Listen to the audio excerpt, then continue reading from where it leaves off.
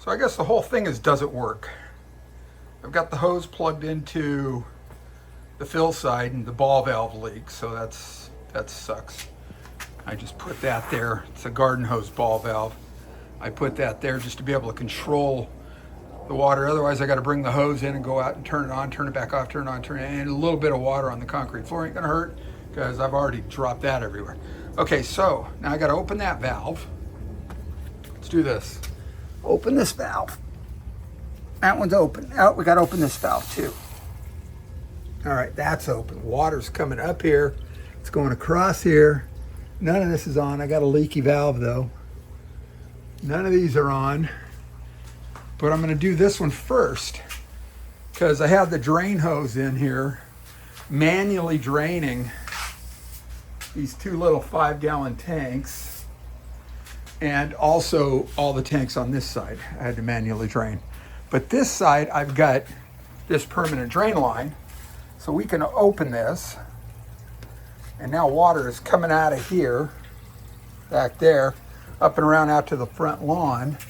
And I got a valve here that's leaking, but this is also water coming in now. Now there's a lot of air. So once I get past all the air in this,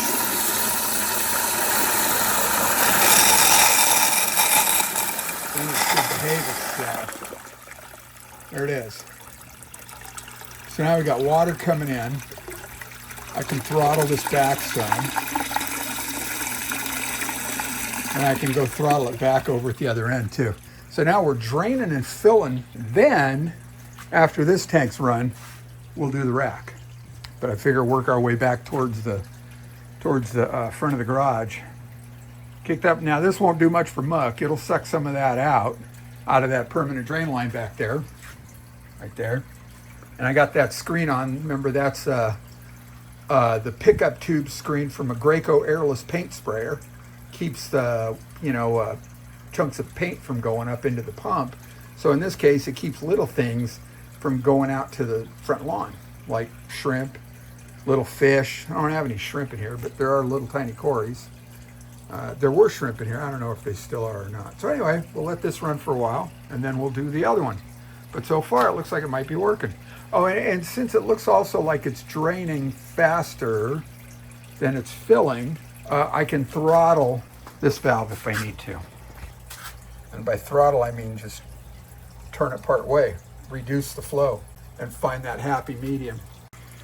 And remember, while we're at it, I decided to retrofit this end off of this line that comes from the other end there. And I could have taken it off either side now that I think about it. I don't know why I chose this side. Could have taken it off this side just as easily, all the way down there, and came up here to this, came up and over, and then across the top of the shelf here. We don't set anything on this shelf because the air con's right there, so we don't want to block it. And then it comes around this side, drops straight down there, and then comes along that shelf strip into this valve and into the water. So not too bad. So most of this was easy, but what's going on here is once the air pressure builds, or the pressure builds, and it's nowhere for it to go. Oh, because the back of this is split. Oh, that's a repair. Damn.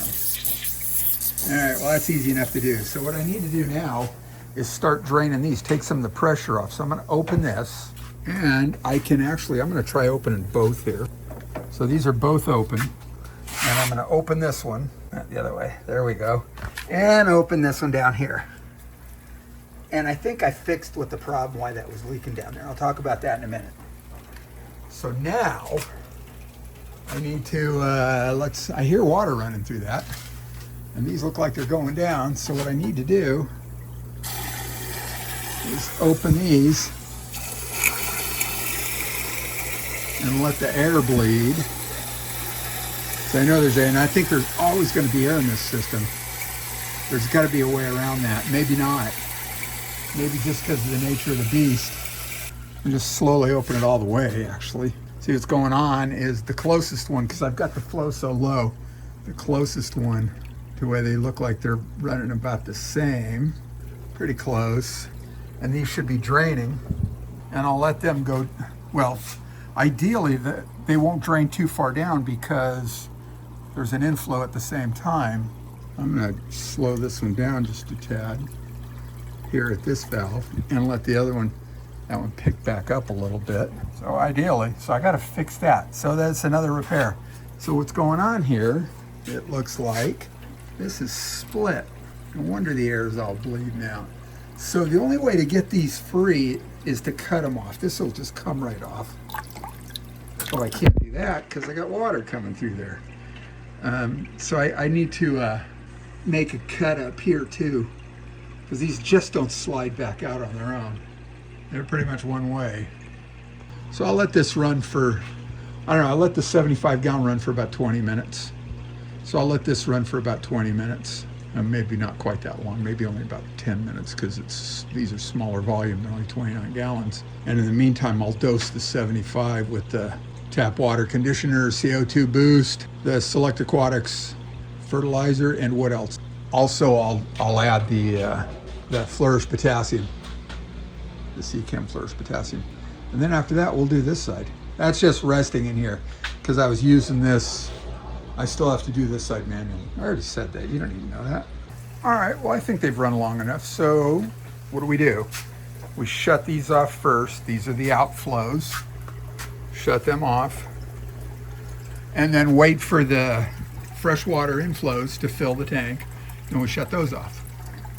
And in the meantime, duct tape. I put a little piece of duct tape over this just to keep it from spraying everywhere until I get it fixed. Hopefully that'll work. All right, since the duct tape did nothing, I just went ahead and swapped out that piece of pipe. It was split, you saw that. So now, turn the water back on. I turned it off at the hose, turn the water back on. It's always gonna come out hard until it equalizes the flow. So now, let's do this side. So we're done on the other side. So we can shut this valve off. All right, now we can open this valve. I know I got a lot of valves, but I'll tell you what, they're isolation valves. And this one isolates this whole side, keeps water in the whole thing. So actually, what I should have done was open these two first, then that one. And let's go see if we've got water flowing. We should, because that one's still open down below. Yeah, water's flowing, we're good. Now let's open the inflows gently. Let it go. And then this one, and there's nothing coming out of that one. So we'll cut this one down some and kind of balance them out again. Could probably turn the garden hose up a little bit, but that's okay. A lot of credit kicked up, and maybe I'll just put a hang-on filter and let that take care of it. There we go. So I'll let that run for 15 or 20 minutes now. And this one also. And they're draining out of there, filling there. And in here, filling up here. Pretty cool. All right, so we're good up top. So let's see. First we close these. The outflows. And then we close this one over here. And then we can let these run until they fill. This one looks like it might fill first. So we'll keep an eye on that. This tank down here is real close to overfilling. And it seems like, and I opened the valve because this thing's dripping constantly. I opened the valve and it doesn't seem like there's any flow coming out. So I wonder if the bottom broke the siphon, and that's possible. And so if that's the case, then we have to recharge it. All right, so it is going down, so no fret. So now I'm just gonna open all of these and let all 5 drain at once, because I'm a madman. So that should work. So now I'm gonna go open some of these. And again, I don't know how much I can get away with here because there's such a low flow. Let's start here. Just shot some shrimp around. And this one. And this one. And this one. And this one. So there's no water coming out down there because it's all coming out over here. And that's okay. Look at all the crud in that tank.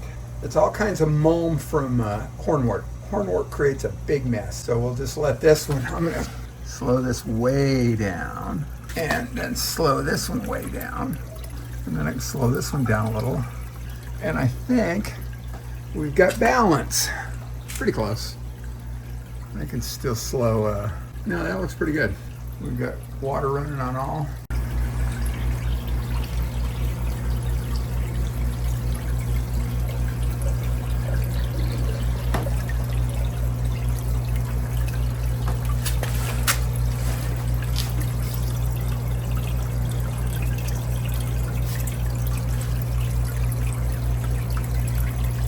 You see how easy it is to operate. Just work the kinks out eventually. It's gonna take a bit.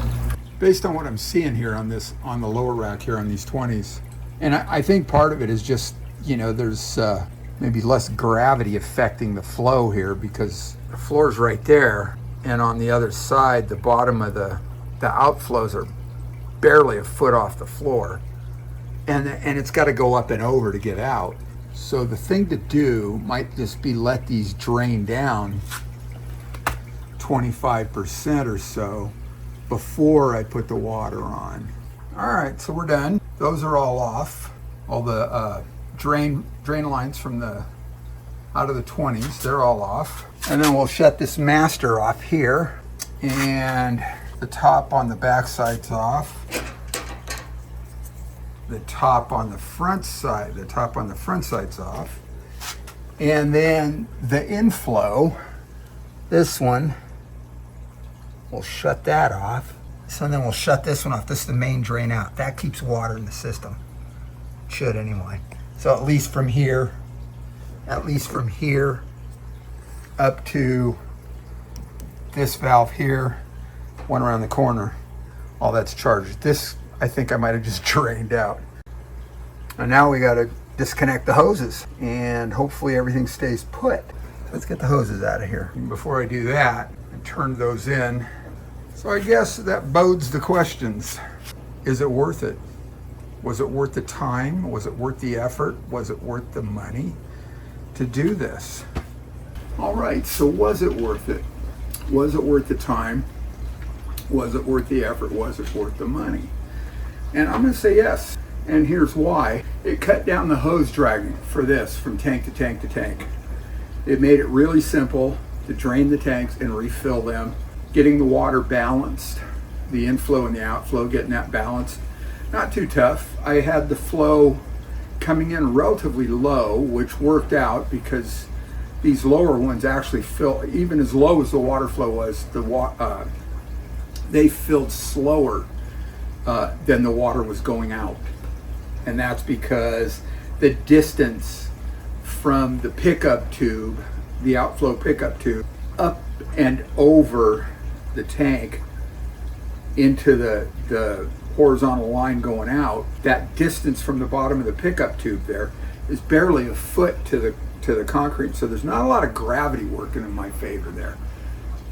It's slow, but it works. And these top tanks, it was a breeze actually, they drain quickly and they refill relatively quickly. They fill a little faster again if I have the water turned up a little higher. I've just got to get everything balanced out. So I think I figured about 180 bucks for this, and then I ended up adding, and I had the parts so it wasn't any additional. I did a retrofit from this to the 75-gallon tank over there. Just ran the line up and over, and so all I got to do is drag an out hose, a drain hose, to the permanent drain line on that tank, and then drag the fresh water hose to the end of the rack over here. And then once that's done, that fresh water hose stays where it is, and it will fill the big tank and the 9 tanks on this rack here, the 4 29s and the 5 20s below. And then after the 75 is done, I just disconnect the drain hose and move it to the end of the rack over here, and that'll drain all these 9 tanks. So it did simplify things a bunch. Was it worth it? Yeah, I think so. I think it's been a good deal. I like the way it works. You know, I think it's simplified things, and it's you know, it's kind of a neat DIY solution. I wish I could hook up the rest of the tanks to it. Maybe someday I will. We'll see. I'll have to figure some way to connect the two sides of the garage here, the walkway, or just run this one separately out and around the corner. Yeah, I could probably do that too. Again, I got a couple tanks kind of low, so I don't know if it's worth it or not. Maybe. It was fast. I just put my it's like the fill rig with the screen on the bottom, and I just drained all these tanks. It didn't take long.